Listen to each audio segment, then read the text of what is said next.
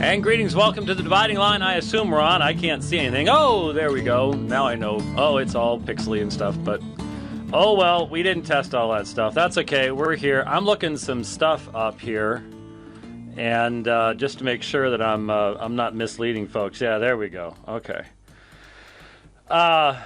See the background there? Don't know where I could put this thing. It's huge. It's humongous. Ginormous, as Bart Ehrman said in our debate so long ago. But that is the when I did the Calvinist Batman program, something was mentioned about the Romans wall poster from Missionalware, and I said, well, is it in Greek? Well, no, it's not in Greek. Well, it doesn't count. Well, there it is in Greek. The only thing missing is it says Romans in English instead of Greek. that would be the one thing, you know. But that is the entire text of Romans. I'm not sure. I'd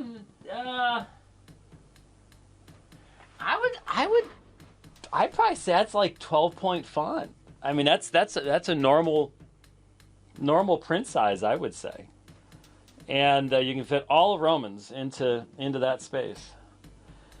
Now, I wonder, what if the Lord tarries for a long period of time? What if there's still a long time to come, and 2,000 years from now, let's say this building is dug up, and it was, let's say there's some massive tectonic thing that causes Phoenix to be buried like Pompeii was, okay? And they dig up this building, and they find this well-preserved. How would you categorize this as a manuscript or a text? That's the question. Are there any textual variants? Well, I guess it depends on what your standard is, huh? Could be a little bit more complicated task.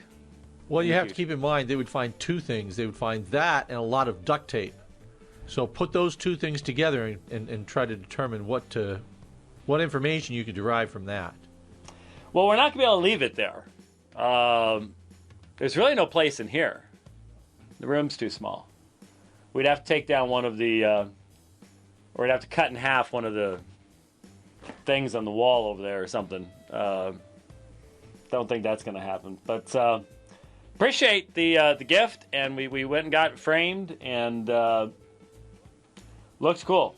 Looks cool. It's big. It's very, very big. Missionalware.com is where you can get that. I'm looking at it right now on online, and sized for standard frames.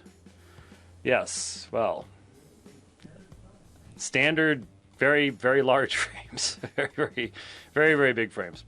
Anyway, so a couple of will you discuss your thoughts about the street preacher who was hit in the head with a bat? I don't know. I've never heard anything about it. I got hit in the head with a sign by a street preacher. Good old Lonnie smacked me in the head with a sign up in Salt Lake City. But I don't know what you're talking about.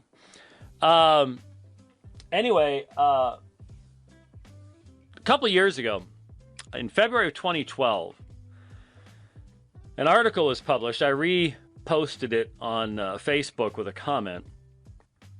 It was an article from the Journal of Medical Ethics out of Oxford that said that newborn babies are not actual persons, do not have a moral right to life. The academics also argue that parents should be able to have their baby killed if it turns out to be disabled when born. Well, not a whole lot new there, but many people made note of this.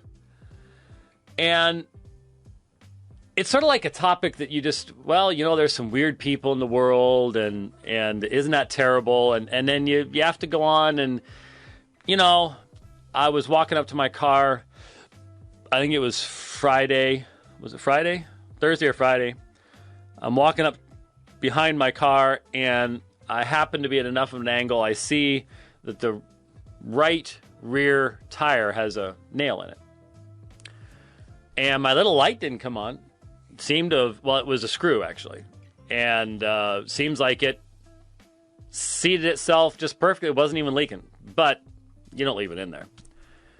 So, I had to spend a fair amount of time, at Discount Tire and getting stuff taken care of. And, life goes on. You gotta go do what you gotta do. And so, some weird Oxford ethicist who can't think straight, and think you should be able to look at your newborn baby and go, yeah, I think that doesn't look promising, and go ahead and euthanize it. We just, you don't expect to be sitting next to them at the tire shop. It's like it's a different world.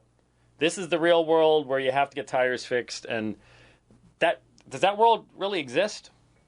Well, we got a good illustration of how those two worlds do exist and how they relate to one another over the weekend. You've seen the video. I'm not going to play it again.